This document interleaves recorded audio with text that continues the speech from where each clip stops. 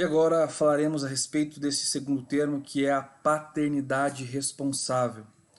Um termo que muitos interpretam de uma forma bem distorcida, mas que agora nós vamos ver à luz aqui da Humanevita e de fato o que é a paternidade responsável.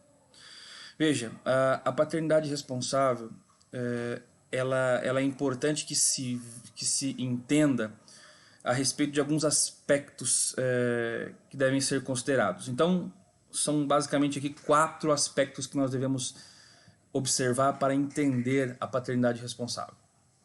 Primeiro, o aspecto que nós temos que olhar é o aspecto biológico.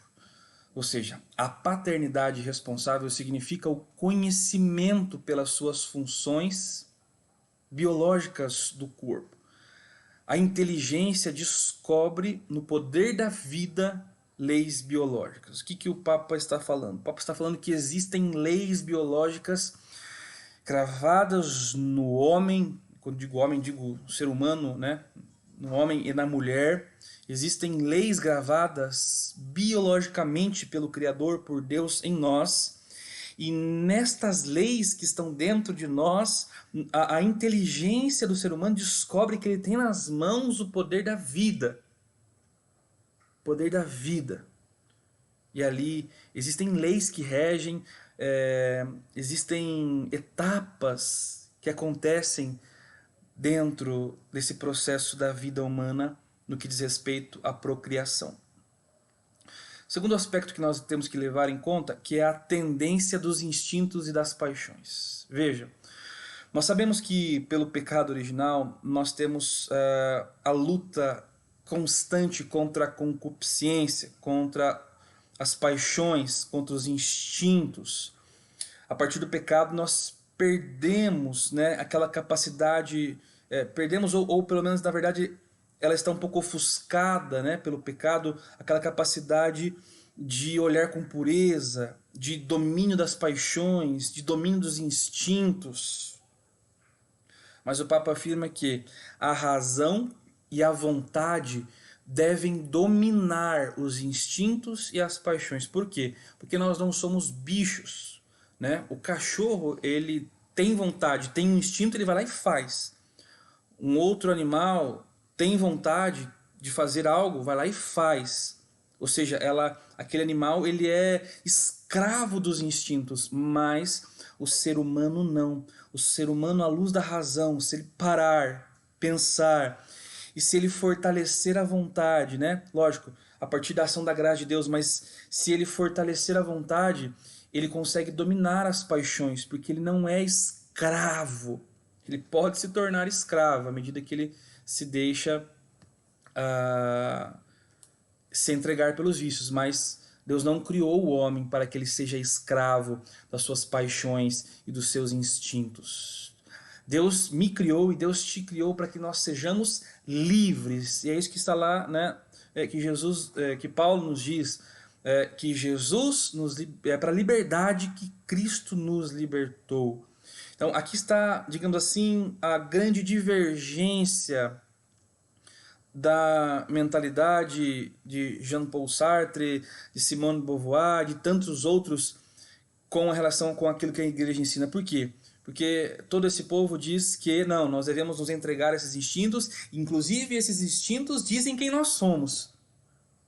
Mas a igreja está ensinando, não, vocês não são escravos dos instintos, vocês podem ser livres, mas só é livre aquele que é dono de si mesmo. Concordam comigo que se eu não sou dono dos meus instintos, se eu não sou dono dos meus desejos, eu não sou livre, eu sou escravo deles.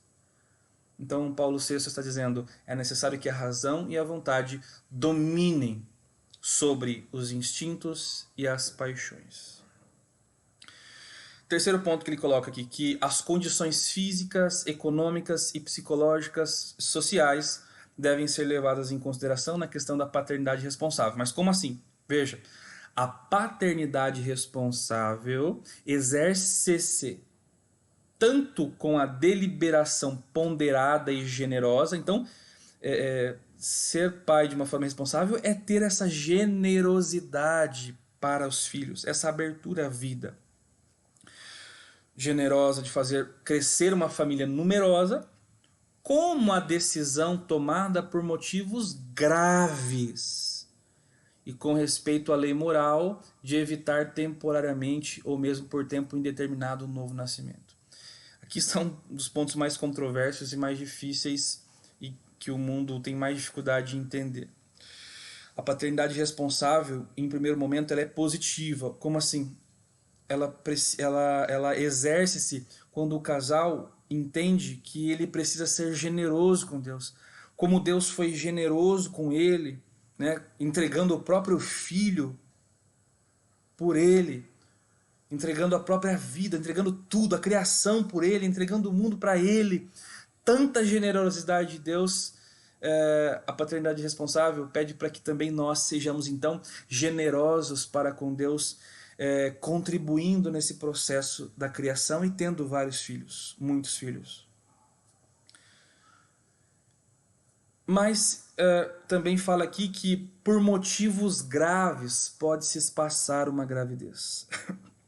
Então, de repente, a mulher ou o homem estão doentes, é necessário que de repente, né, se espace a gravidez. De repente está passando por uma crise ali econômica muito difícil e uma situação muito complexa de ser resolvida. Também pode-se desejar um espaçamento temporário, né, de um novo nascimento. De repente, por motivos psicológicos, algum dos cônjuges não está bem psicologicamente. Não é assim, não estou bem hoje, não é isso. É psicológico no sentido de repente com doenças de nível psicológicos. Isso pode desejar-se que de repente espace um pouco a gravidez, né? Mas é importante gravar isso, que a gravidez, essa pausa temporária, né, para um novo nascimento, ela tem que ser levada em conta apenas quando é motivos graves. Se você tem dúvida a respeito se você está no motivo grave, puxa, será que eu estou diante de um motivo grave para não ter mais filhos? Você precisa primeiro levar em consideração uma coisa, que está escrito no item 4, que é a consciência reta e intérprete fiel. Como assim? Será que eu não estou querendo ter mais filhos simplesmente porque eu estou querendo ter uma vida egoísta? Será que esse é o pensamento que tem muitos casais às vezes, né? Não, primeiro eu tenho que viajar, primeiro eu tenho que conhecer o mundo, primeiro eu tenho que me divertir com meu esposo, com a minha esposa, para depois ter filho. Isso emana de um pensamento de fechamento já a vida. Não, eu só quero ter filho depois de 3 anos, 4 anos de casado, porque daí eu vou ter vivido mais experiências com a minha esposa. Mas aí está indo contra até o voto que fez no casamento diante do padre, né? Em que você talvez prometeu diante do padre acolher todos os filhos que Deus te deu. Então, é importante que a tua consciência, né, a consciência reta, ela é intérprete fiel. Você a todo momento tem que se perguntar, poxa, será que eu não quero ter filho agora porque eu estou querendo tempo para mim, para as minhas coisas, para os meus afazeres, para os meus planos? E nos esquecemos de ser generosos com Deus, e Ele foi tão generoso conosco. E se você, ainda diante da consciência, diante desses questionamentos, acha que está num motivo grave para não ter filho, procure um sacerdote.